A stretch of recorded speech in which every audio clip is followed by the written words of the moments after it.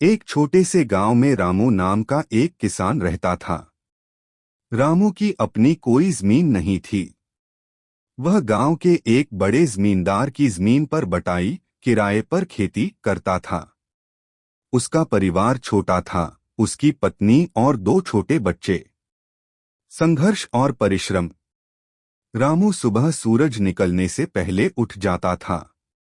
उसके दिन की शुरुआत बैलों को हाँकने, खेत जोतने और बीज बोने से होती थी। मॉनसून के आने की हर आहट उसके लिए एक प्रार्थना थी। उसकी पूरी कमाई मौसम के मिजाज पर टिकी रहती थी।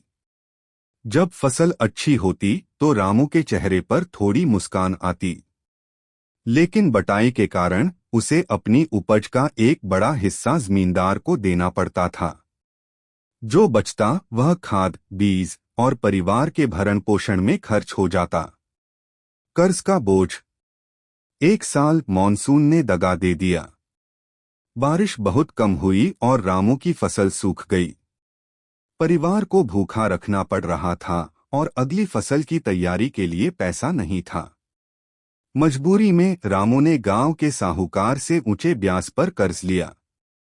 कर्ज एक दलदल जैसा बन गया।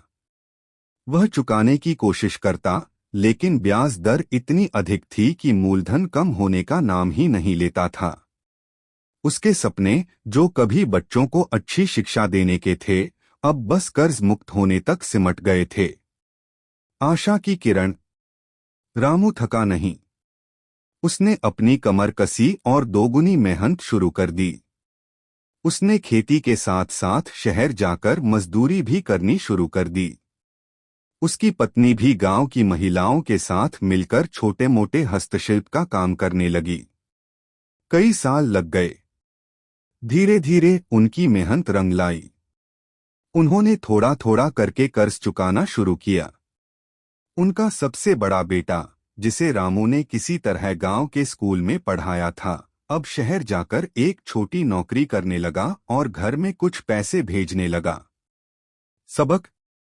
आज रामू अमीर नहीं है, लेकिन वह कर्ज मुक्त है और संतोषी है। उसने अपने छोटे से घर की मरम्मत कर ली है और उसके चेहरे पर अब एक शांत मुस्कान रहती है। उसकी कहानी बताती है कि एक गरीब किसान का जीवन सिर्फ परिश्रम नहीं, बल्कि अदम्य साहस, धैर्य और कभी न हार मानने वाली इच्छा शक्ति का प्रतीक होता है। क्या आप किसी और किसान या गांव से जुड़ी कहानी सुनना चाहेंगे?